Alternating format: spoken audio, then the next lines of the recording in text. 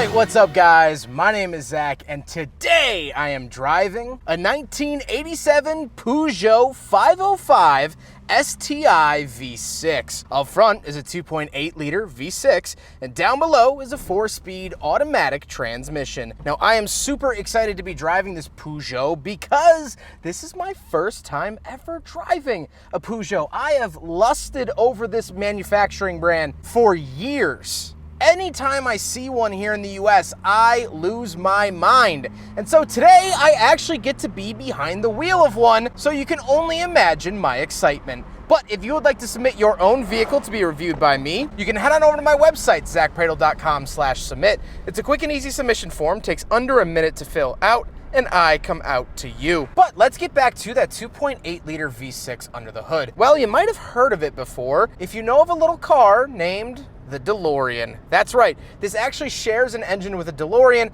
There's a couple little minor differences, but this one makes 145 horsepower, and it is pretty decent for all things considered. Now, this is known as the PRV V6 because it was actually a collaboration between Peugeot, Renault, and Volvo of all people. So it does have quite an interesting history along with the Peugeot brand. Like I said, paired to it is a 4-speed automatic, and it's actually the same automatic you would find in a similar era BMW E30, which I found very fascinating. It's actually shifting here really well. I'm pleasantly enjoying it, and I'm overall enjoying the driving experience. Last but not least, this Peugeot is rear-wheel drive. The 505 is rear-wheel drive. So how does it feel to drive a Peugeot 505 V6? Well, it's actually a lot more comfortable and a lot more civil than I thought. Whenever I think of French cars here in the United States, I think of the wacky and the weird, which is true. This car is wacky and weird in many different respects. However, the driving experience really isn't. It's actually a lot more plush, a lot more comfortable, and a lot more floaty of a ride than I would expect. Is it a 1978 Cadillac Eldorado Biarritz?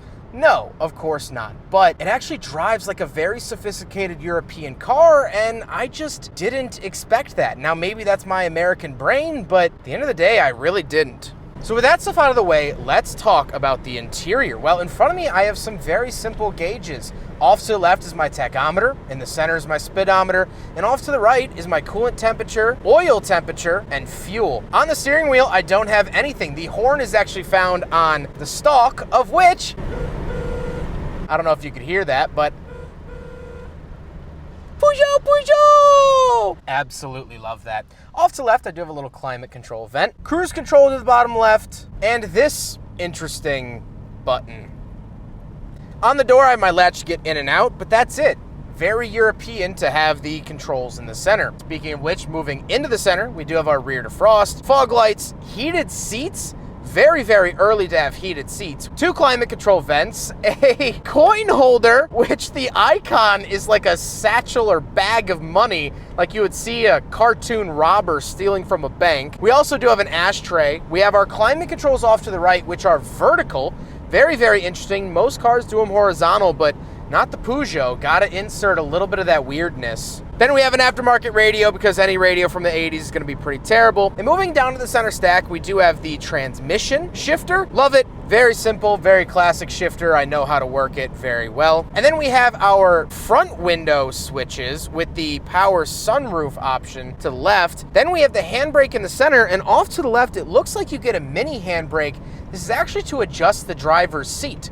Very odd placement and design there. To the back of the center console, this is actually where you'll find a 12-volt outlet as well as the rear power window options. Again, very strange. I don't know if I've ever seen power window switches for the front and rear so far separated with an entire parking brake in between them. But hey, Peugeot was doing that in '87. However, through all of this, we don't have any cup holders. So by default, the first ever Peugeot on the Shooting Cars YouTube channel fails the big friggin' bottle test. Now we gotta talk about the seats, and the seats are very comfortable. Again, it really plays to that plush comfiness that I was talking about with the driving experience.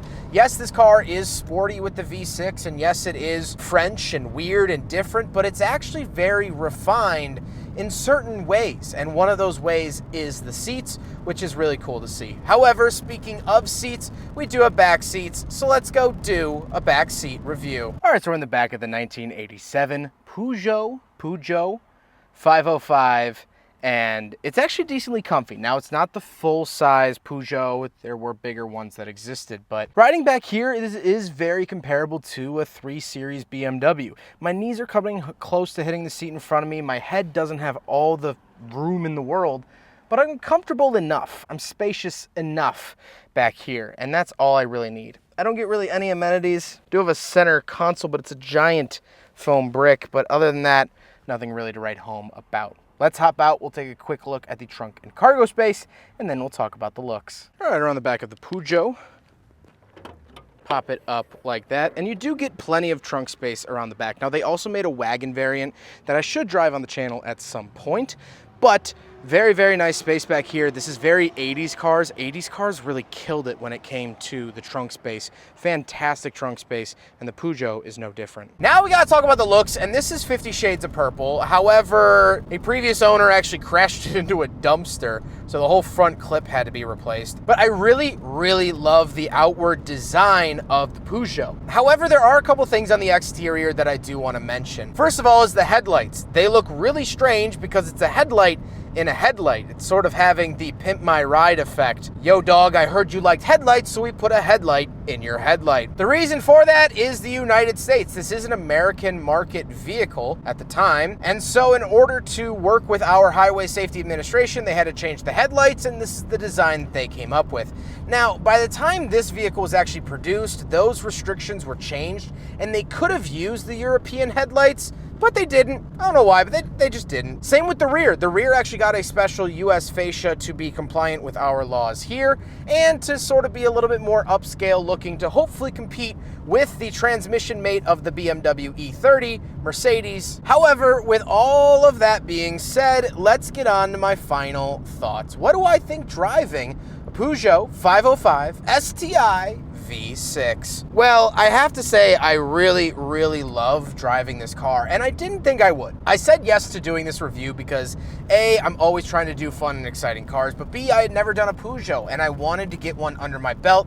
So if someone asked me in a bar and said, hey, have you ever driven a Peugeot? I can say, why, yes, I have. And so that was kind of the end of my interest, was just to drive something unique. But now behind the wheel, this car is actually lovely. It's very, very lovely. It's very comfy, cozy, cushy, and relaxing in ways that I never thought it was going to be. And so it begs the question, and the title of this video, of why didn't French cars catch on? Why didn't we buy more of these? Was it our weird battle with the French? We have this weird sibling-like rivalry where on the outside we hate each other, but anytime there's a war or battle, we're each other's best buds, which is a good thing. I'm not saying it's not. But why didn't people buy more of these? This seems like a fantastic alternative and sort of gap to the BMWs and Mercedes on the market at the time. Because even back then, and even today, BMWs are very expensive, and a lot of that is badge engineering. People want to be seen with the BMW badge. People want to be seen